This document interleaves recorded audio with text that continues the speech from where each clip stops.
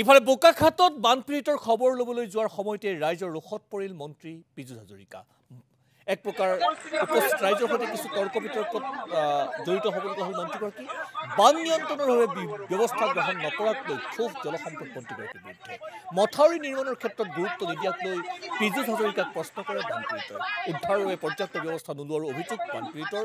মন্ত্ৰী পীযুষ হাজৰিকা আৰু মন্ত্ৰীগৰাকীৰ লগত যোৱা লোকসকলৰ মাজত খণ্ডযুদ্ধ হয় জনতাৰ। মন্ত্ৰীৰ লগত যোৱা জলসম্পদ বিভাগৰ অভিযন্তাৰ বিৰুদ্ধে খৰ্গহস্ত হয় জনতা। বোকাখাতৰ বংকুৱালত ৰাইজৰ ক্ষোভৰ সন্মুখীন হ'ব লগা হয় মন্ত্ৰীগৰাকী। কিছু দৃশ্যাংশ সেই সময় চাওঁ আহক।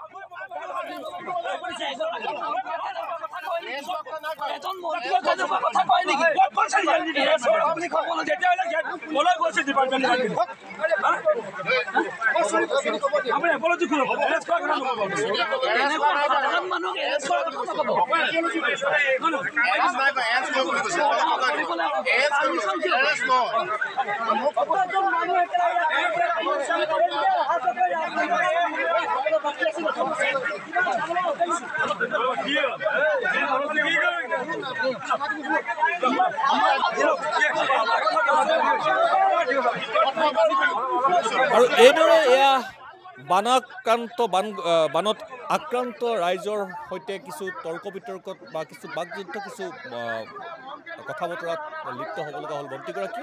অৱশ্যে পিছত গোটেই পৰিৱেশটো নিয়ন্ত্ৰণাধীন হোৱাৰ তথ্য আহিছে। মই পুনৰ উল্লেখ কৰিব বিচাৰিছোঁ, বোকাখাতৰ দৃশ্যাংশ এয়া। জলসম্পদ মন্ত্ৰী পীযুষ হাজৰিকা বানৰ ক্ষতিগ্ৰস্তৰ বুজ ল'বলৈ গৈছিল আৰু তাৰ পিছতেই এই ধৰণৰ পৰিৱেশ এটাৰ সন্মুখীন হ'ব লগা হয়।